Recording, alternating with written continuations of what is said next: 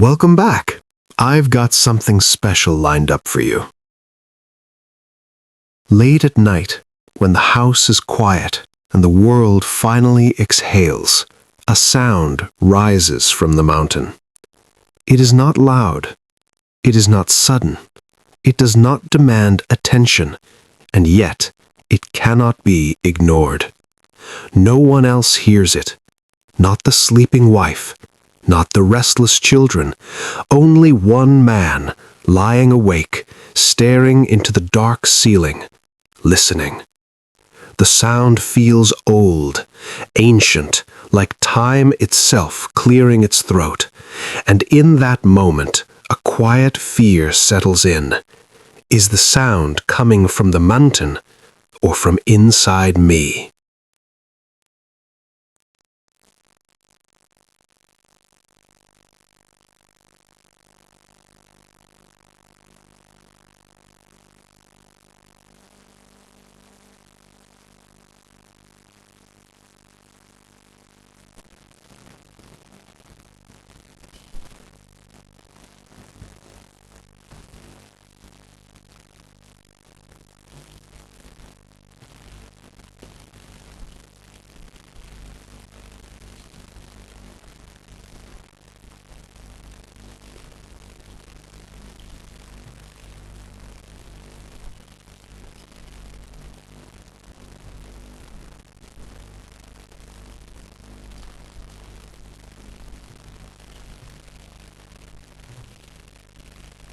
Chapter 1. The Sound No One Else Hears. Late at night, when the house finally becomes still, a sound rises from the mountain. It is not loud enough to wake the neighbors. It is not sharp enough to feel dangerous, and yet it reaches him. Shingo lies awake in the darkness, staring at the ceiling, listening. His wife sleeps beside him, breathing evenly, unaware. The house holds decades of shared life, meals, arguments, reconciliations, silences. But the sound does not come from within these walls. It comes from far away, from the mountain that stands quietly beyond the city. The sound is low and distant, like something ancient shifting its weight. No one else hears it, only him. And in that moment, without panic or drama, a thought appears, gentle but unsettling. Is this what it sounds like when time announces itself? The sound of the mountain is not a story that moves quickly. It does not chase excitement or conflict. It lingers. It watches. It listens. At its center is not action, but awareness. Shingo Ogata is not facing a visible crisis. His life has not collapsed. His family still gathers. His work still exists. His body still carries him through each day. Yet something has changed. A sound he cannot explain. A forgetfulness he cannot dismiss. A quiet sense that life is no longer expanding forward, but slowly turning inward. This story does not shout its meaning. It whispers it, because the most important realizations in life do not arrive with noise. They arrive softly, when we are finally still enough to notice. Aging does not begin with gray hair or stiff joints. It begins with a shift in perception. Time starts to feel different. Shingo does not suddenly feel old. He feels alert in a way he has never felt before. He notices gaps in memory that were not there yesterday. He notices how easily moments slip away. He notices how the future, once wide and open, now feels more defined, more limited. The mountain's sound becomes a symbol not of death, but of presence. It reminds him that life is happening now, not later, not someday, not when everything is resolved. Now is all there is. Most people believe change begins with action, a decision, a breakdown, a dramatic turning point. But this story suggests something else. Change begins with noticing, with awareness, with the quiet moment when something feels slightly off and we choose not to ignore it. Like an ice cube melting on a kitchen counter, change happens slowly and silently. There is no alarm when it starts, no urgency in the moment. Only later do we realize something essential has disappeared.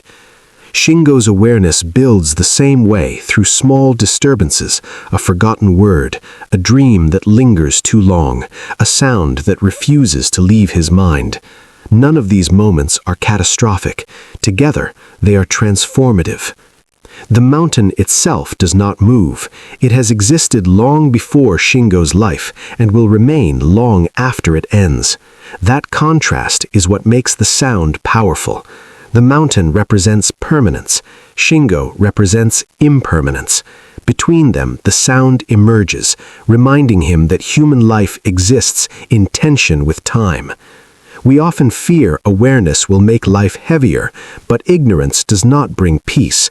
It only delays understanding. The discomfort Shingo feels is not caused by the sound. It is caused by what the sound reveals. That time does not wait, that life cannot be postponed, that meaning is not automatic. It must be noticed. You do not need to hear a mountain in the night to understand this moment.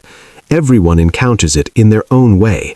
A birthday that feels heavier than expected, a mirror that reflects someone unfamiliar, a success that brings less satisfaction than it once did, a memory that disappears before you can hold on to it. These moments are not failures, they are signals. But modern life trains us to silence them. We fill quiet with noise. We replace reflection with distraction. We treat busyness as progress. And so the sound fades, not because it stops existing, but because we stop listening. The world today is loud. Notifications arrive before thoughts. Deadlines replace reflection. Speed becomes a measure of worth. In such a world, silence feels uncomfortable. Silence forces us to face fatigue, regret, unresolved questions, unlived lives. Shingo's quiet strength lies in his willingness to listen. He does not fight the sound. He does not demand explanations. He allows it to exist. In doing so, he begins a journey not toward achievement, but toward understanding. Listening, in this sense, is not passive. It is an act of courage. To listen is to stop running, to stop numbing, to stop pretending that endless movement equals meaning. Listening invites truth, the truth that some paths are closing, the truth that some choices cannot be undone, the truth that time is not cruel, but it is not negotiable. This awareness does not weaken Shingo, it softens him, and softness in a hard world is not weakness, it is wisdom. Awareness does not demand immediate action, it asks only for honesty. It asks us to admit what we feel before deciding what to do. You do not need to hear a mountain in the night to understand this moment. You have your own version of it, a thought you keep postponing, a discomfort you label temporary even though it has lasted for years, a question that returns whenever life becomes quiet. Tonight, try something simple. Turn off the noise. Sit in silence for 1 minute. No phone, no music, no objective. Just listen. Ask yourself gently, what has been trying to get my attention? Do not judge the answer. Do not rush to fix it. Awareness is the beginning, not the conclusion. You do not need to change your life overnight. You do not need dramatic gestures or grand decisions. Transformation does not begin with force. It begins with attention. The mountain has always been there. The sound has always existed. The only question is whether you are finally ready to hear it. Some people spend their lives chasing louder answers. Others learn to listen. And those who listen discover that even the quietest sound can change everything. Chapter 2. When Memory Begins to Slip. There is a moment when forgetting stops being harmless. At first, it feels ordinary. A name takes longer to arrive. A word hovers just out of reach. A memory slips away like water through open fingers. You laugh it off. Everyone forgets things. Life is busy. The mind is tired. But then, the moments begin to gather. They appear more often, stay longer, leave a quiet unease behind. Shingo notices this before he admits it to himself. He pauses mid-sentence, searching for a word he has used his entire life. He reaches for a memory and finds only its shadow. Nothing dramatic happens, no alarm sounds, but something inside him tightens.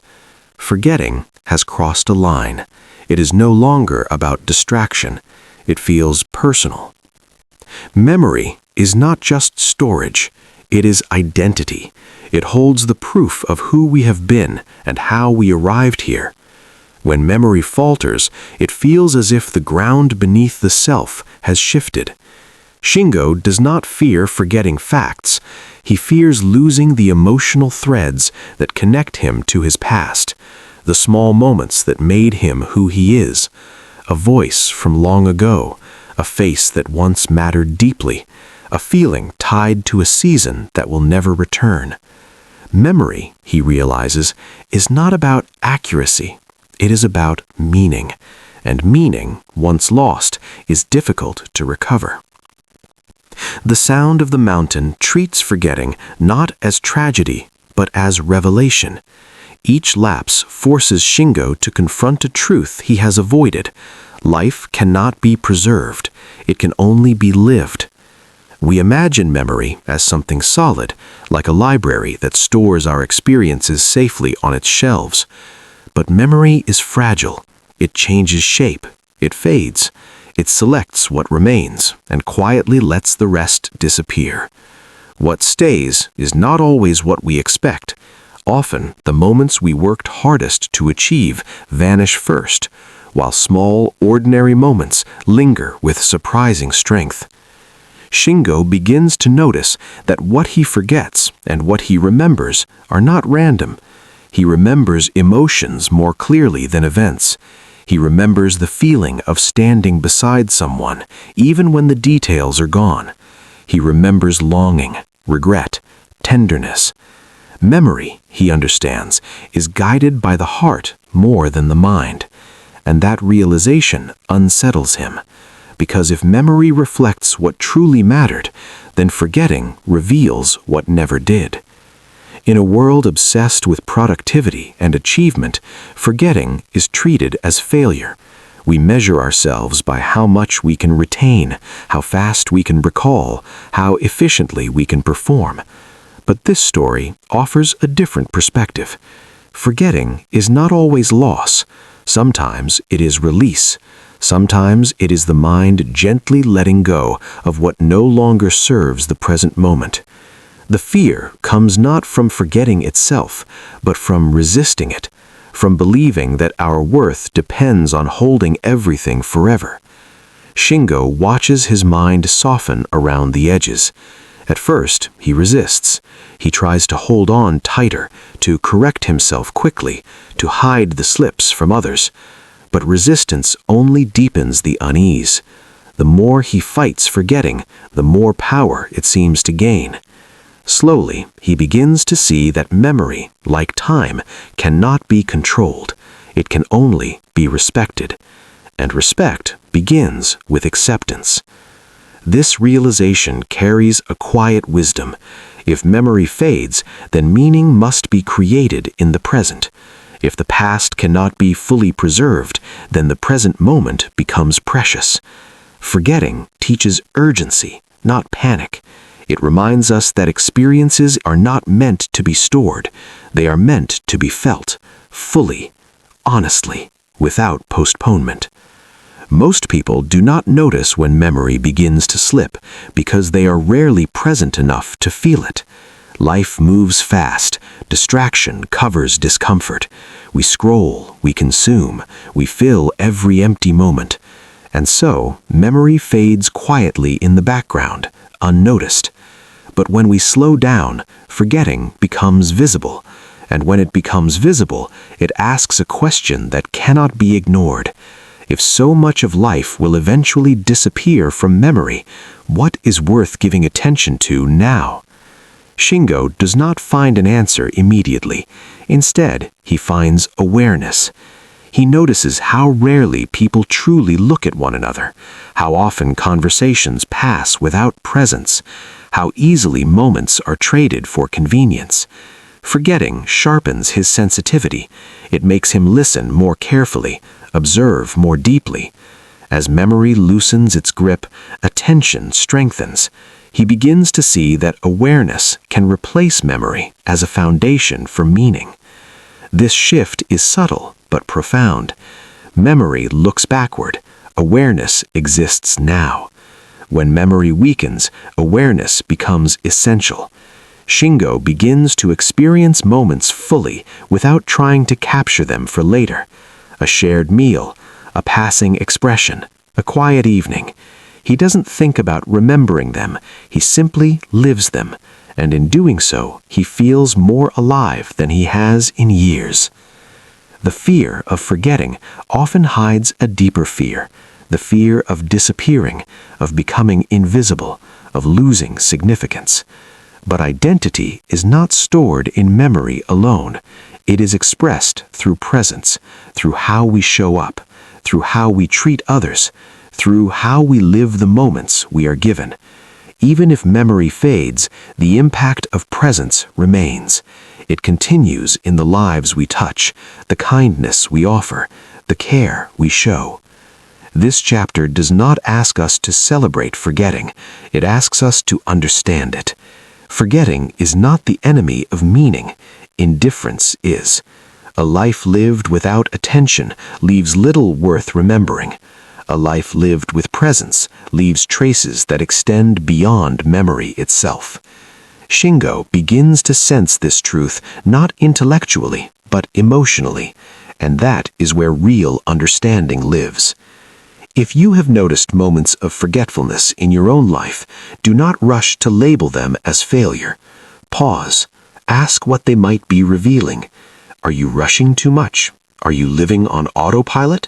Are you postponing moments that deserve full attention? Forgetting can be a warning, but it can also be an invitation to slow down, to feel more, to be where you are. Tonight, try a simple experiment. Choose one ordinary moment and give it your full presence. A conversation, a meal, a walk. Do not document it. Do not rush through it. Just experience it. Let it pass without trying to store it. You may forget the details later, but the quality of attention you bring will shape who you become, and that matters more than perfect recall. Memory will continue to change. That is inevitable. What is not inevitable is how we respond. We can cling to what fades and live in fear, or we can accept impermanence and live with depth. Shingo's quiet transformation begins here, not by recovering memory, but by redefining what it means to remember. In the end, it is not the mind that preserves a life. It is the way the life is lived. Chapter 3. The Weight of Unspoken Love. There are feelings that never find words. They live quietly inside us, shaping our days without ever announcing their presence. Love is often imagined as something expressed through confession, touch, declaration. But some of the most powerful forms of love are the ones that remain unspoken. They do not disappear, they settle, they wait, and over time, they become heavy. Shingo becomes aware of this weight not through a dramatic moment, but through a growing sense of restraint.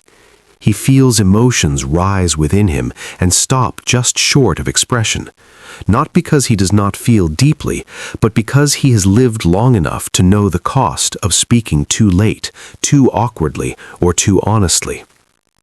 Unspoken love is not absence, it is presence without release. It occupies space in the heart, shaping behavior in subtle ways. Shingo finds himself paying attention to gestures rather than words. A glance held a moment longer than necessary, a pause before responding, a concern that surfaces indirectly. These small movements carry more truth than any declaration. He understands that some emotions cannot survive exposure. Once spoken, they would fracture the fragile balance of relationships built over years. Silence becomes a form of protection, not only for others, but for himself. In his youth, love felt urgent. It demanded action. It pushed against hesitation. But time has taught Shingo a different lesson. Love does not always seek fulfillment. Sometimes it seeks endurance. Sometimes it seeks to remain intact by remaining unexpressed. This realization is not romantic in the conventional sense. It is complex, layered with restraint, guilt, and tenderness. Unspoken love carries the weight of what might have been, alongside the wisdom of what must not be. The story does not present silence as weakness. It presents it as a cultural and emotional reality. Silence in this world is not emptiness. It is meaning held in reserve. Words are used carefully because they cannot be taken back. Once released, they alter the shape of relationships.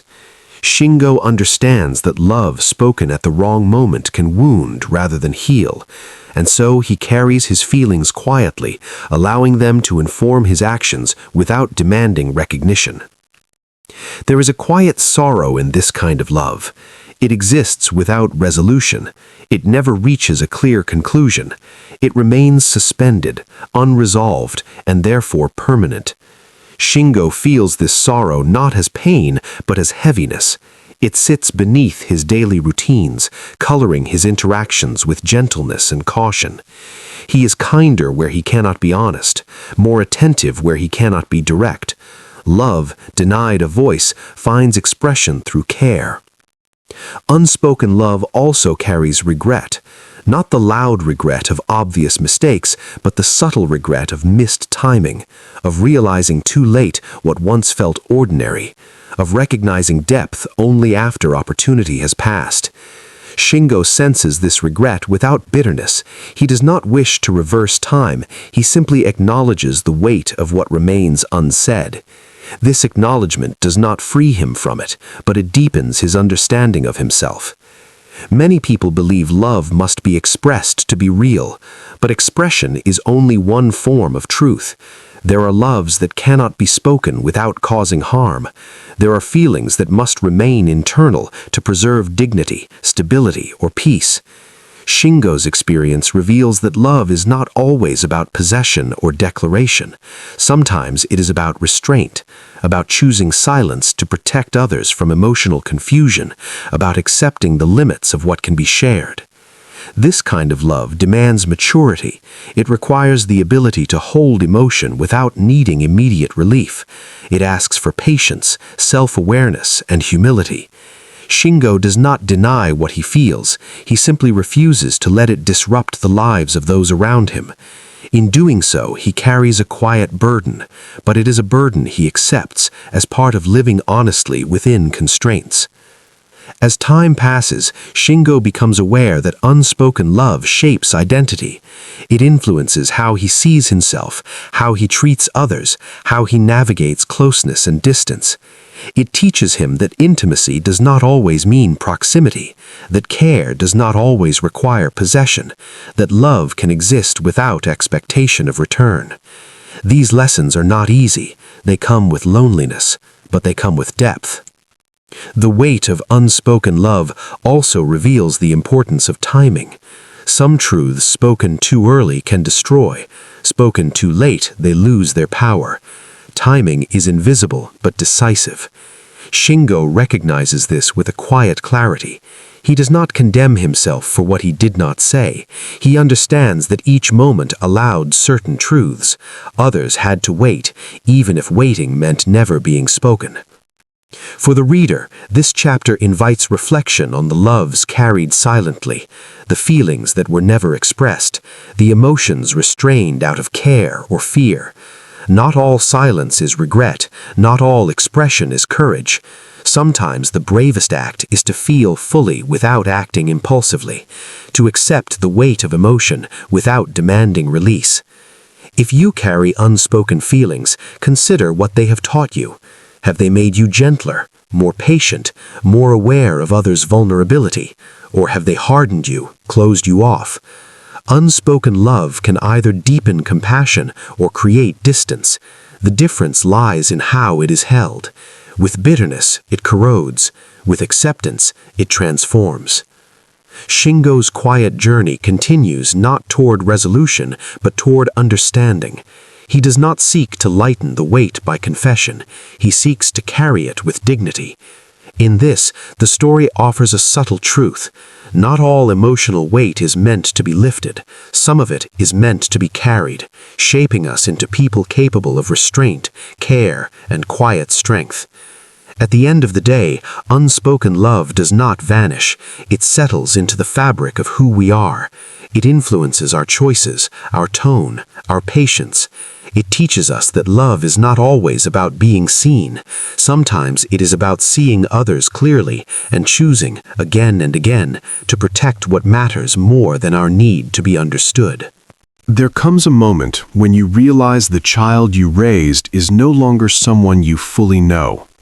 It does not arrive suddenly. There is no argument, no dramatic separation. It arrives quietly, through small absences. Conversations shorten, shared references disappear. The familiar rhythm of understanding fades. Shingo senses this shift as he watches his son move through the house with the confidence of adulthood and the distance of someone who no longer needs permission. The change unsettles him, not because it is wrong, but because it is irreversible. Parents imagine connection as something permanent. We believe that shared history guarantees closeness, but history alone does not sustain understanding. Children grow into lives that extend beyond their parents' reach. Their struggles change shape, their priorities shift, their inner worlds become private. Shingo sees his son speak with certainty, make decisions, carry burdens he does not explain. The boy he once guided has become a man he must now observe. An observation feels painfully passive when guidance was once the role. This distance does not mean failure. It means time has done its work. Yet acceptance is not immediate. Shingo feels moments of helplessness when advice goes unheard, when concern is met with polite silence. He recognizes the urge to reclaim authority, to remind his son of who he once was, but that authority no longer fits. The relationship has changed shape, and forcing it back into the past would only fracture what remains. Watching children become strangers carries a unique sorrow. It is not grief for loss, but grief for transformation. The child still exists, but in a form that cannot be reached in the same way. Shingo learns that closeness now requires restraint. Listening replaces teaching. Presence replaces control. Love must adapt or risk becoming intrusion. As generations shift, roles reverse subtly. Parents who once protected must now trust. Those who once knew everything must accept not knowing. Shingo realizes that much of his discomfort comes not from his son's distance, but from his own attachment to an identity that no longer applies. Being needed once defined him. Letting go feels like erasure. But it is not erasure. It is evolution. The silence between them grows, but it is not empty. It is filled with unspoken concern, unasked questions, and respect shaped by distance. Shingo learns that closeness now requires restraint. Listening replaces teaching. Presence replaces control. Love must adapt or risk becoming intrusion. There is a temptation to interpret distance as rejection, but adulthood demands separation. Children must step into their own lives fully, even if it means leaving their parents behind emotionally. Shingo begins to see this not as abandonment, but as proof that growth has occurred. His son is no longer an extension of him. He is a separate self, and separation, while painful, is necessary for dignity. This realization reshapes Shingo's understanding of love. Love is no longer about shaping outcomes. It is about supporting autonomy. It is about being available without insisting on access. This form of love is quieter and more demanding. It requires humility. It requires trust. It requires the ability to accept that influence has limits. For the reader, this chapter speaks to a universal experience. Parents feel it, children feel it. At some point, every relationship must renegotiate closeness. Clinging to old roles create tension. Letting them evolve creates space for something new. Shingo's struggle reflects the difficulty of loving without possession. If you have felt this distance in your own life, pause before labeling it as loss. Ask whether it might be transformation. Ask whether your desire for closeness is aligned with the other person's need for independence. Connection changes form as people grow. Insisting it remain the same often leads to fracture. Shingo does not resolve this distance. He learns to live within it. He accepts that love does not always feel warm and affirming. Sometimes it feels like watching from the sidelines, hoping without interfering. This form of love is not celebrated. It does not announce itself, but it is enduring. As time passes, Shingo finds meaning not in reclaiming closeness, but in honoring separation. He learns that relationships do not end when they change. They deepen in different ways.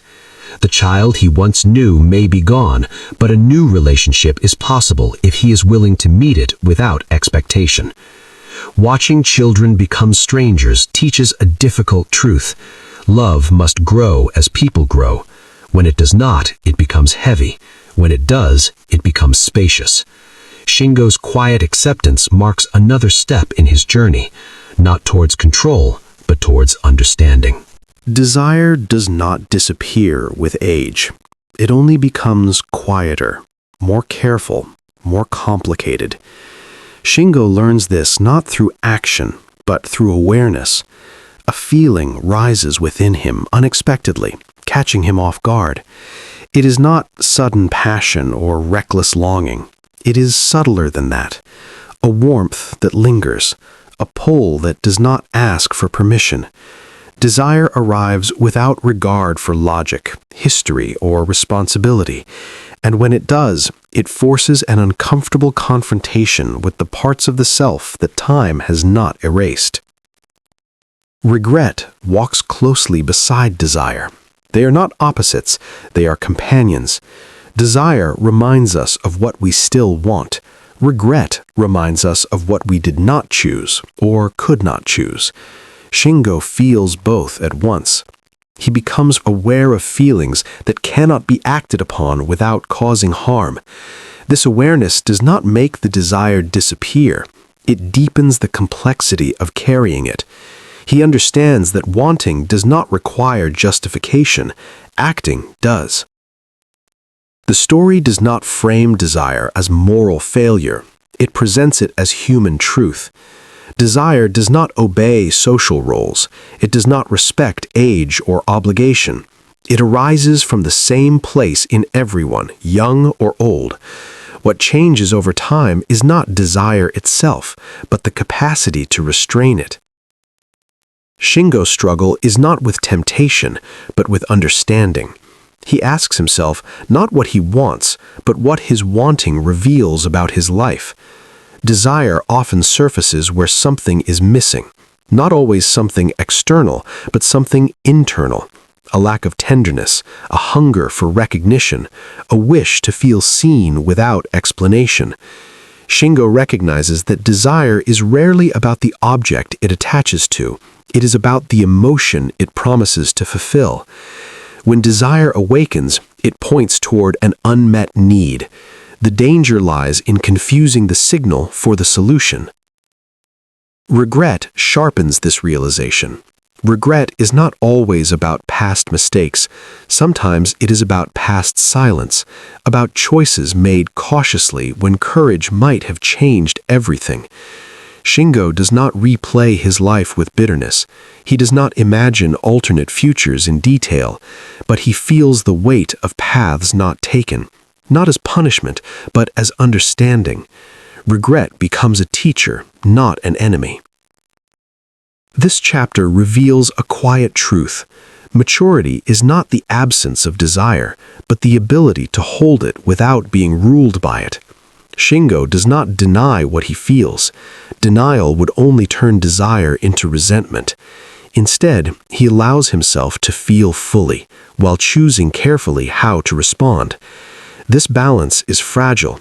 It requires honesty without indulgence, awareness without action. In a culture that often frames desire as something to pursue at all costs or suppress entirely, this perspective feels unfamiliar.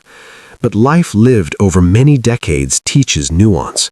Shingo understands that acting on every desire can destroy what took years to build. At the same time, pretending desire does not exist erodes the self quietly from within. The challenge lies in acknowledging desire while honoring responsibility.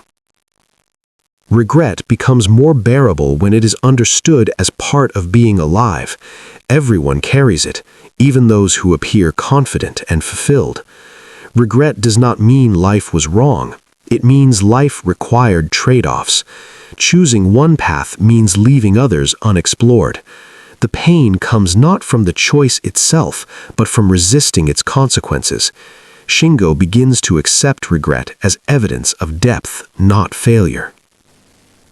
As desire and regret coexist, Shingo's inner world becomes more honest. He stops judging himself for what he feels.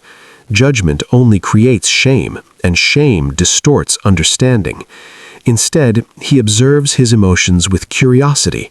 What does this feeling want? What does it reveal about what I value? In this way, desire becomes information, not command.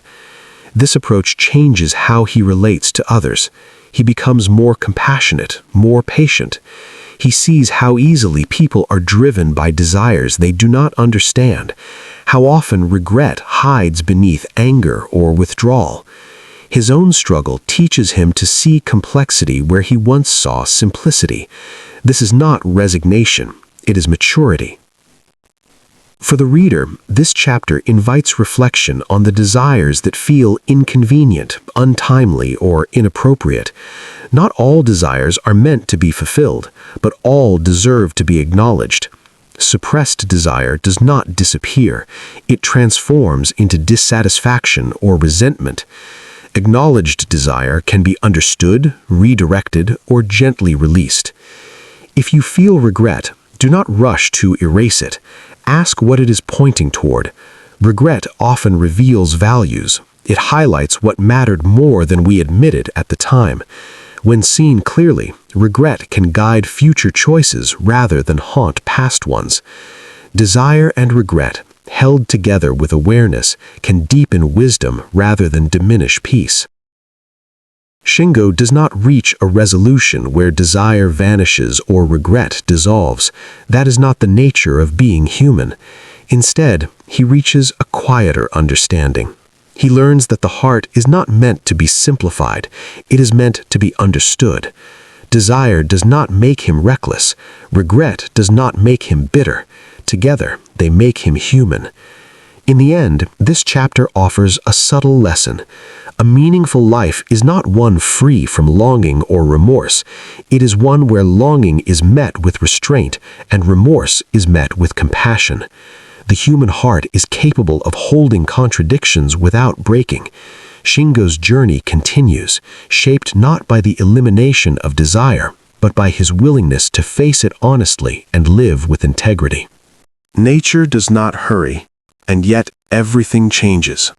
Shingo becomes increasingly aware of this truth as he watches the world outside his home move through its quiet cycles.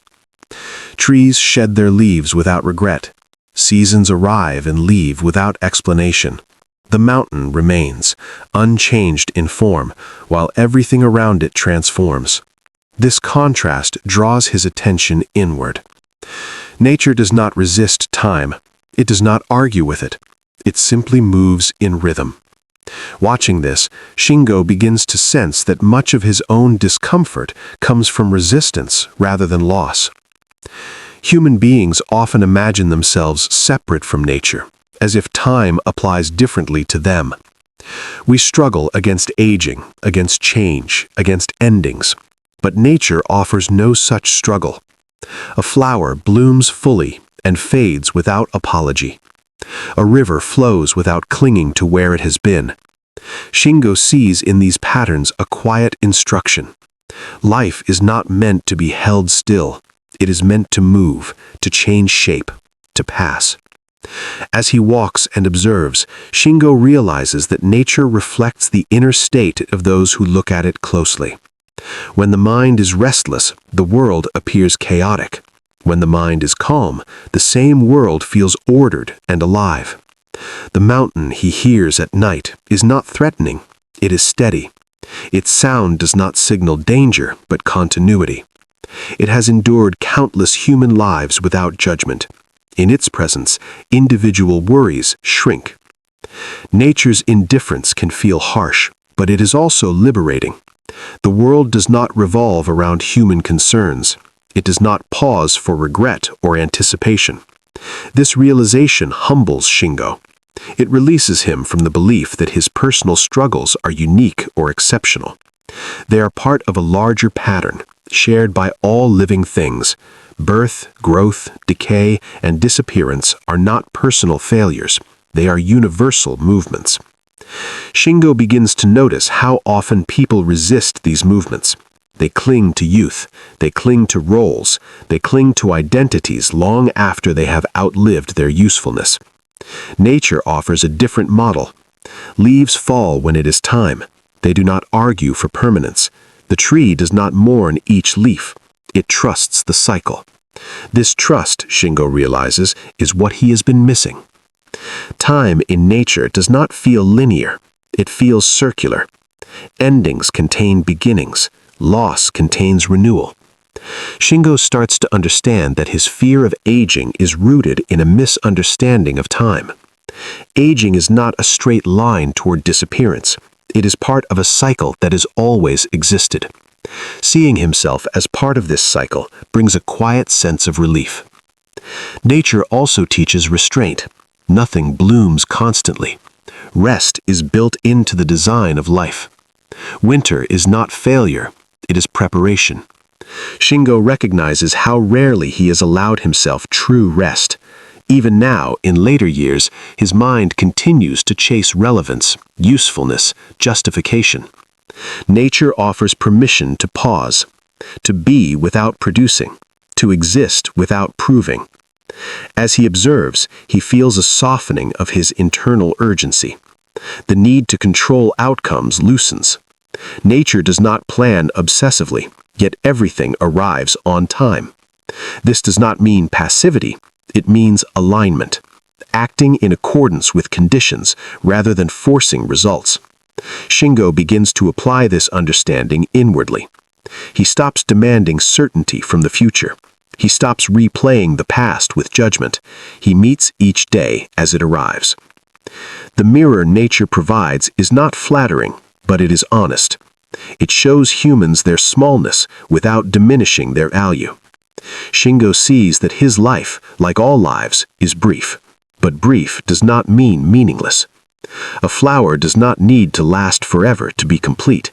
It needs only to bloom fully while it exists. This thought stays with him. It shifts his focus from duration to depth.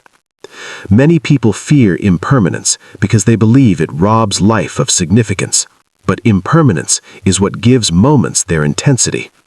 If everything lasted forever, nothing would matter. Nature understands this intuitively. Shingo begins to feel gratitude for limitation.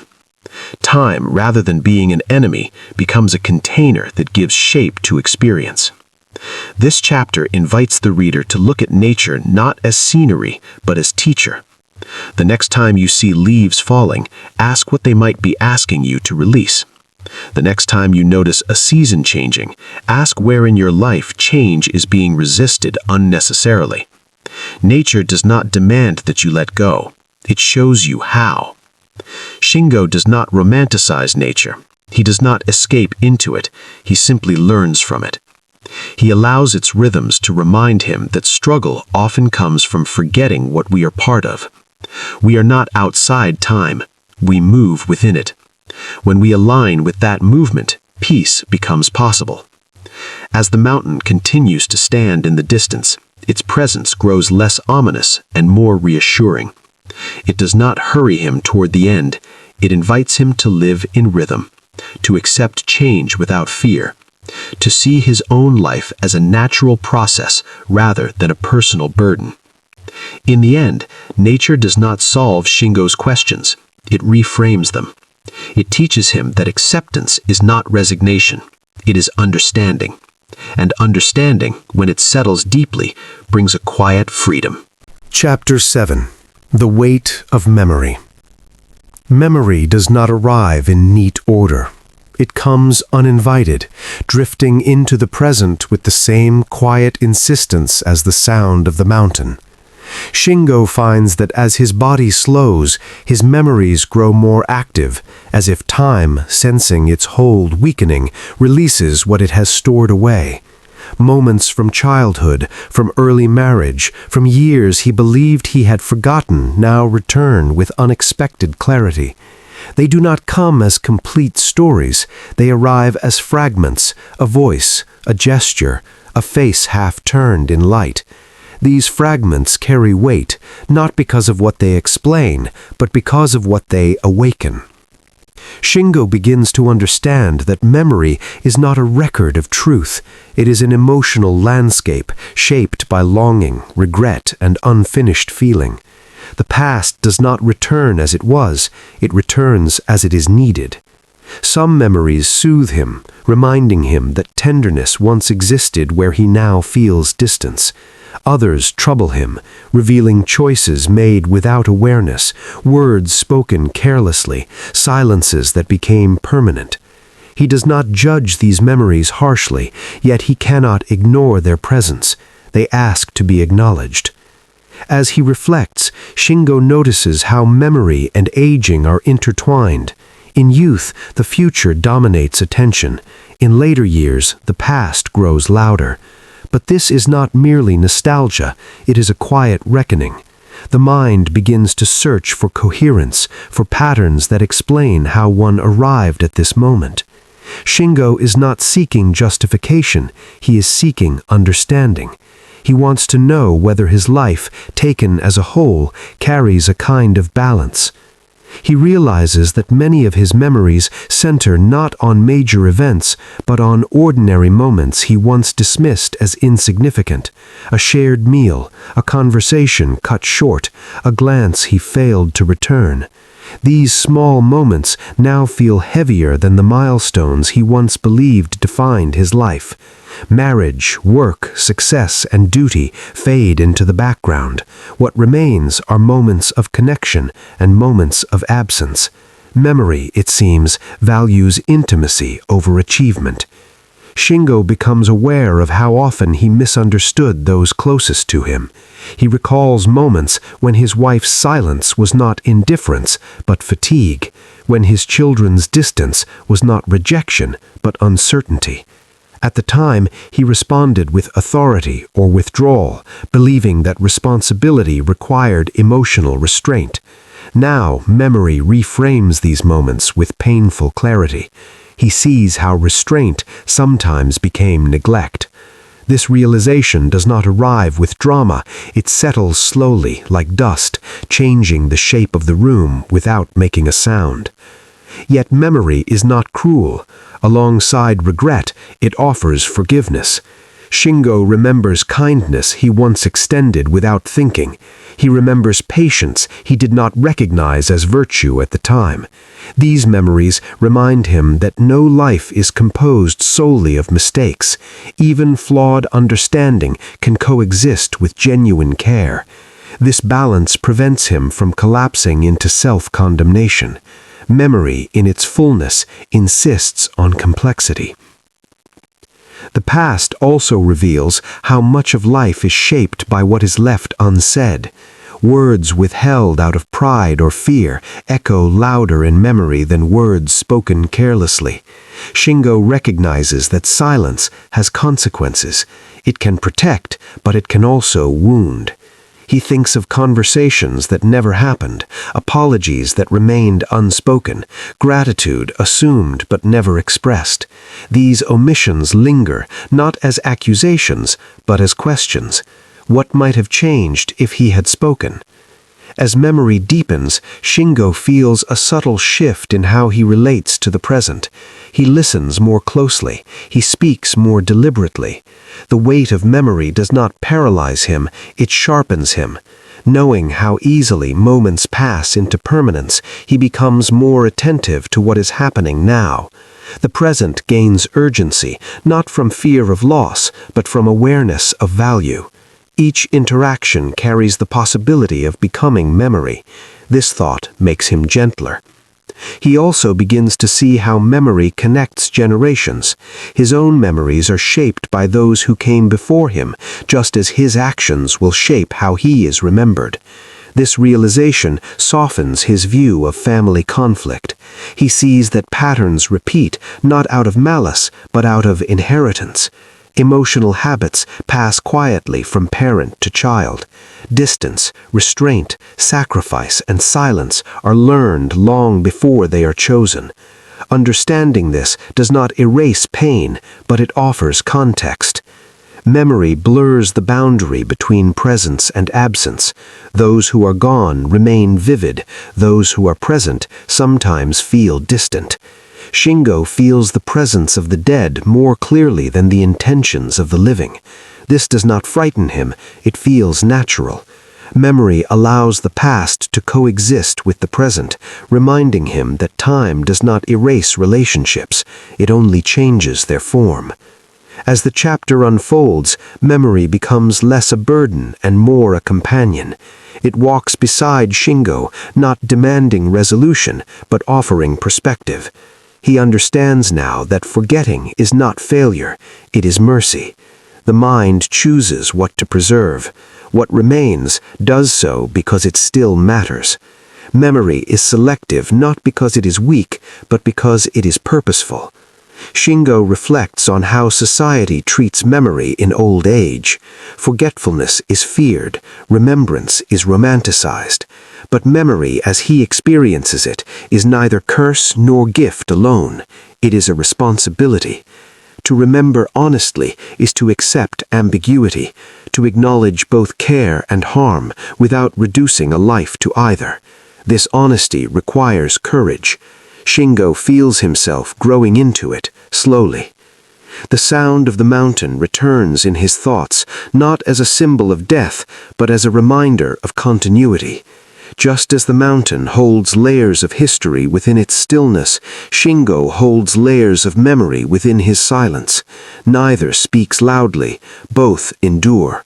The weight they carry is not oppressive, it is grounding. In the end, Shingo does not attempt to resolve his memories into a single meaning. He allows them to remain incomplete, just as life itself remains incomplete until it ends. Memory teaches him that completeness is an illusion. What matters is attentiveness, to have noticed, to have felt, to have cared, even imperfectly. This chapter leaves Shingo standing between what was and what remains, aware that memory will continue to shape him as long as he lives. He does not seek to escape its weight. He accepts it as proof that his life, with all its uncertainty, was lived. Chapter 8. The Silence Between People. Silence is never empty. Shingo has lived long enough to understand this, though he did not always recognize it. In his younger years, silence felt like rest, like control, like dignity. Words were used carefully, emotions kept contained, and distance was mistaken for balance. Now, as age slows his movements and sharpens his awareness, silence reveals itself differently. It is filled with things unsaid, emotions withheld, and connections that drifted apart without conflict, yet never truly remained whole. Within his family, silence has become a common language.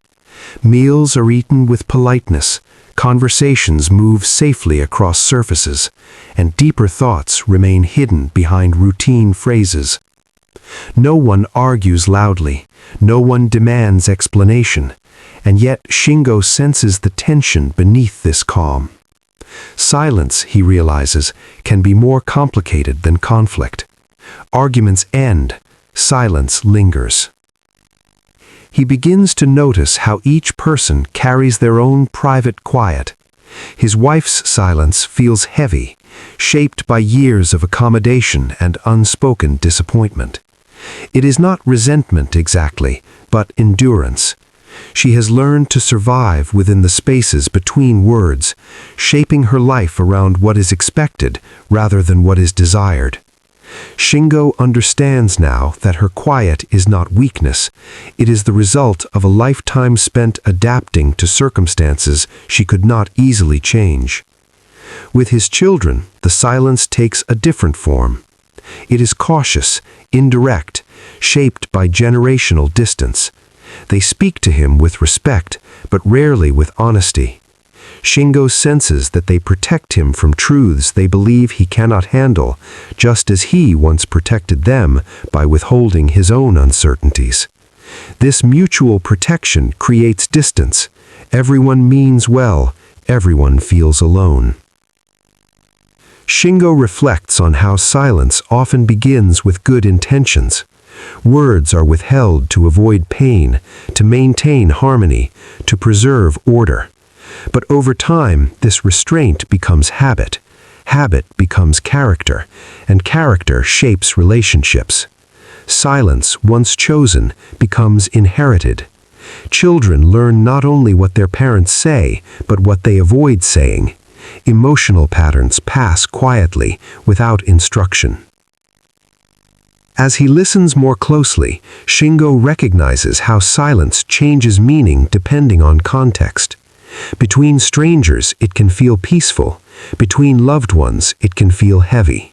A pause between acquaintances is neutral. A pause between husband and wife carries history. Every unsaid word echoes with possibility. Silence remembers.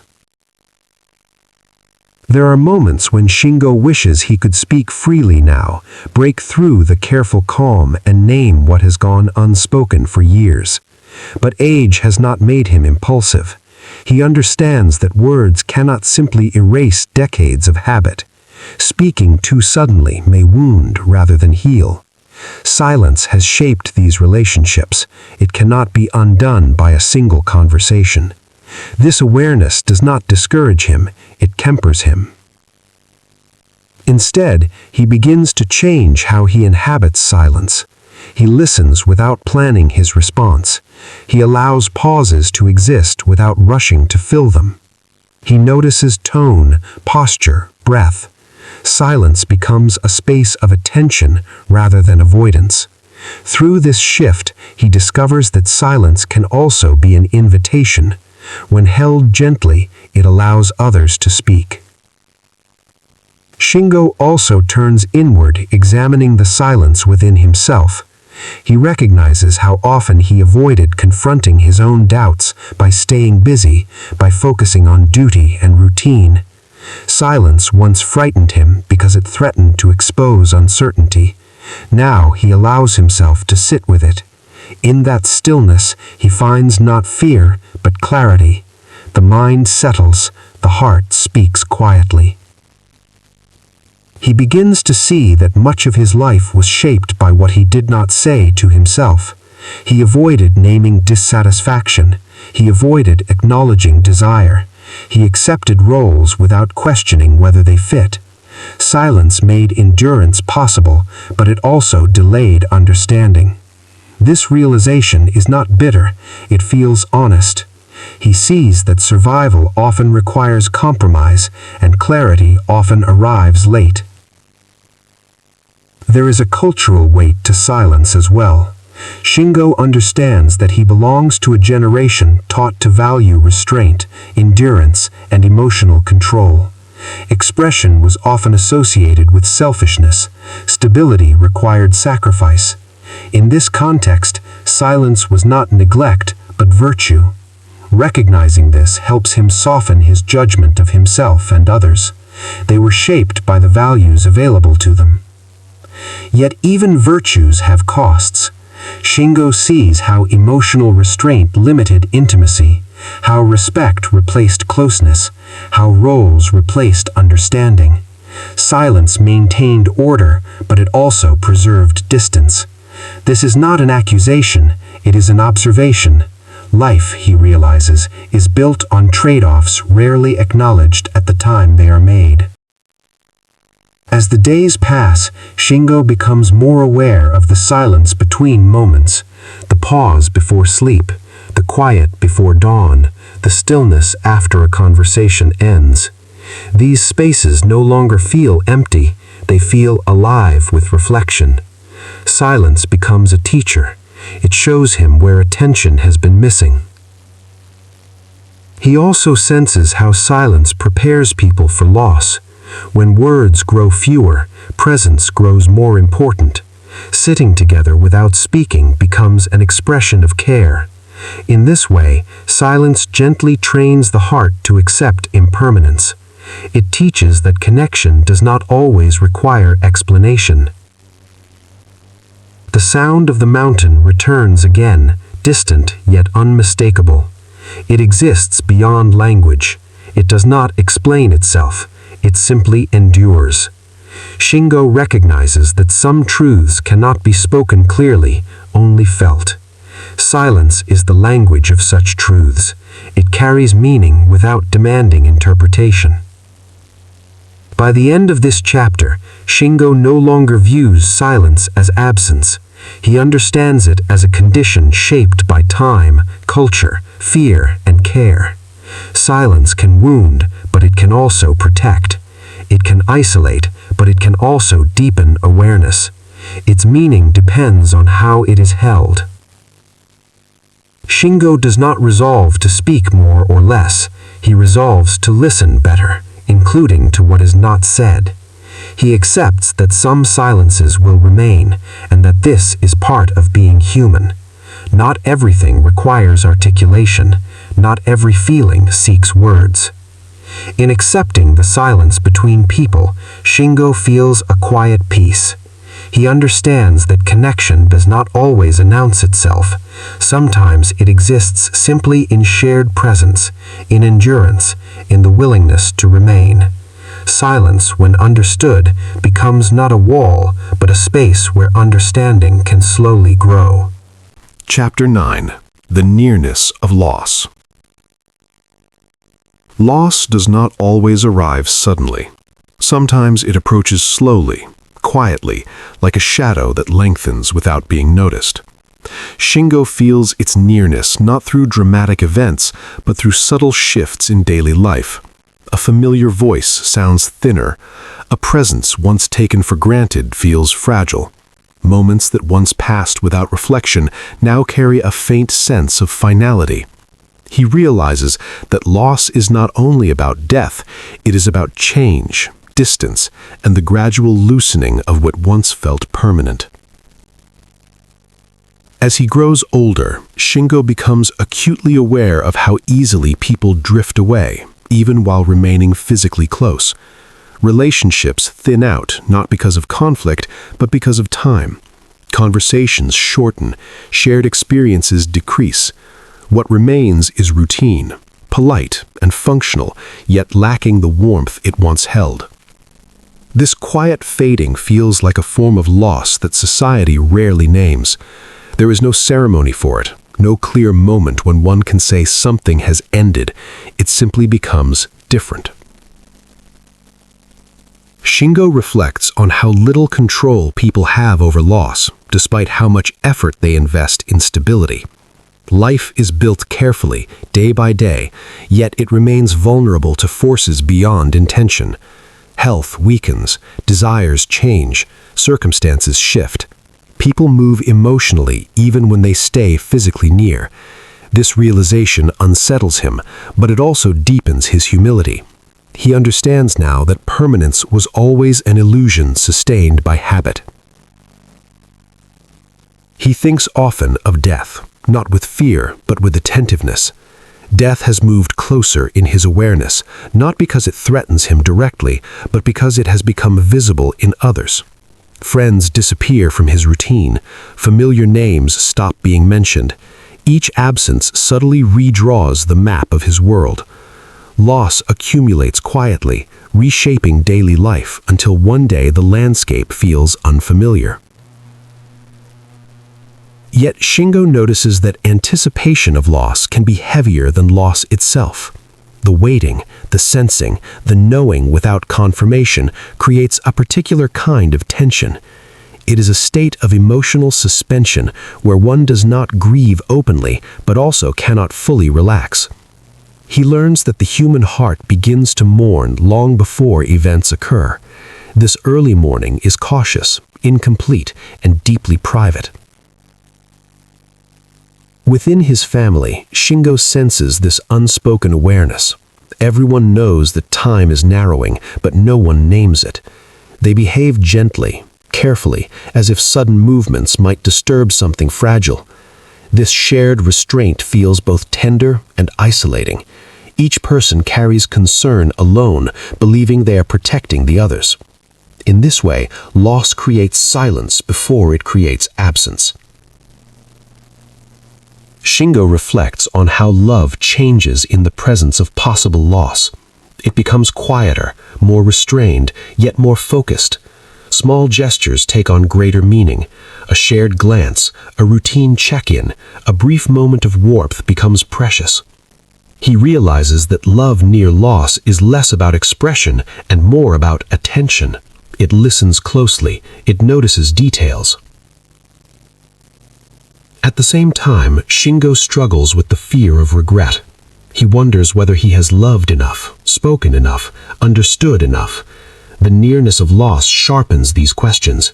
He is aware that answers may never feel complete. No relationship reaches perfect closure. There is always something unfinished, something left unsaid. Accepting this imperfection becomes part of accepting loss itself. He also recognizes how society avoids speaking honestly about loss until it becomes unavoidable. Youth treats loss as distant, middle age treats it as interruption, old age treats it as companion. This shift does not mean that loss becomes easier, it means resistance weakens. Shingo no longer fights the idea of loss.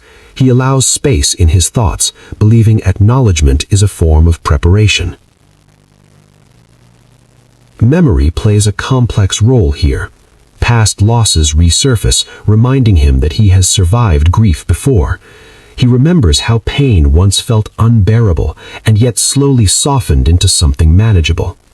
These memories do not erase current unease, but they offer reassurance. Loss, he learns, does not destroy life, it transforms it. Shingo begins to see that loss clarifies value. Things once considered important fade in urgency. Status, achievement, and routine obligations lose their grip. What remains is connection, however imperfect.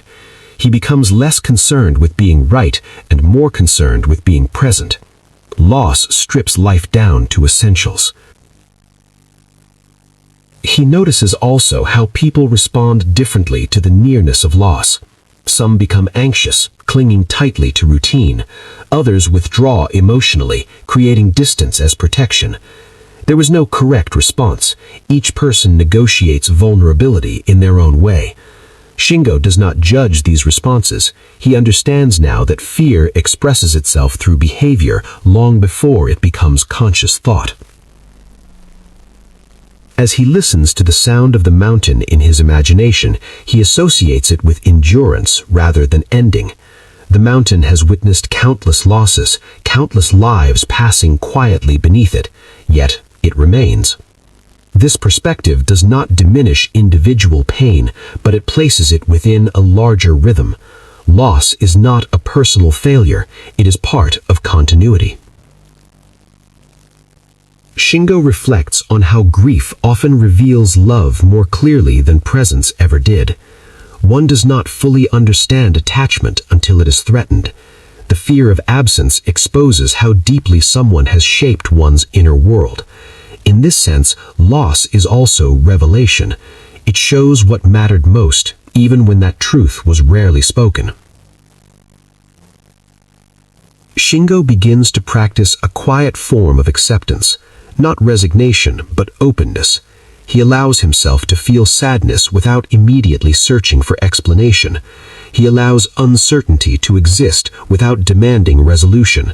This emotional flexibility does not remove pain, but it prevents bitterness. He understands that bitterness comes from resisting what cannot be changed. Shingo also senses that preparing for loss does not mean withdrawing from life. On the contrary, it requires engagement. Knowing that time is limited sharpens presence. He listens more carefully. He notices small kindnesses. He becomes more forgiving of flaws, both his own and others. Loss in this way teaches compassion. As the chapter draws towards its close, Shingo stands quietly with the awareness that loss will continue to approach regardless of readiness. He does not attempt to master this truth. He simply acknowledges it. The nearness of loss becomes a lens through which life gains depth rather than despair. He understands now that loss is not the opposite of love, it is evidence of it. Only what is loved can be lost. This realization brings a strange comfort. Pain confirms connection. Absence confirms presence once existed. In accepting the nearness of loss, Shingo does not become sorrowful in spirit. He becomes attentive. He lives more deliberately, not rushing towards meaning, but recognizing it in ordinary moments. Loss no longer feels like an enemy waiting at the door.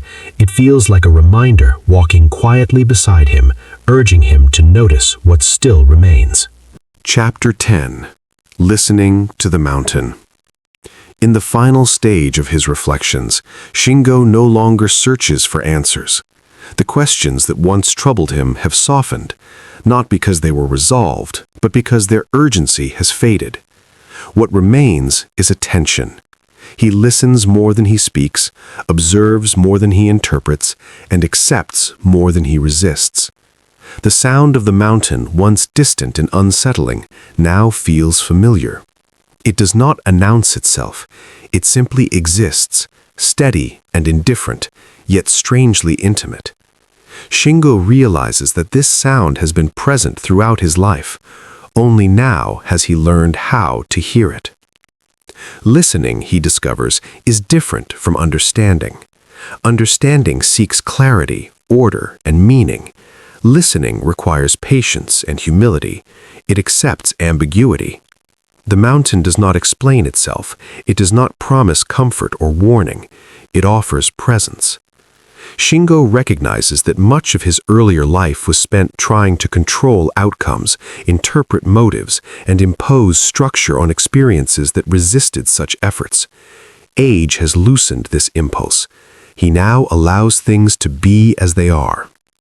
As he reflects on his life, Shingo sees it not as a single narrative, but as a series of moments loosely connected by habit and circumstance. There is no grand lesson waiting to be extracted. There is no final judgment that summarizes everything neatly. This realization does not disappoint him, it relieves him. He understands now that meaning is not hidden behind life, waiting to be discovered. It is embedded within it, experienced briefly and often quietly. He thinks about identity, how firmly he once believed himself to be a certain kind of man, responsible, reserved, reliable. These traits guided his decisions and justified his silences. Now he sees identity as something less solid, more fluid. He was never only one thing. He was kind and distant, attentive and careless, loving and restrained. Accepting this complexity feels like listening to the mountain, layered, contradictory, and whole. Shingo also recognizes how little control he had over the direction of his life. Choices mattered, but so did timing, chance, and the unspoken expectations of others. He no longer regrets this lack of control. He sees that surrendering to circumstance was sometimes the only way forward. Endurance, once dismissed as passive, reveals itself as an active form of strength. The mountain does not move, yet it shapes the landscape around it.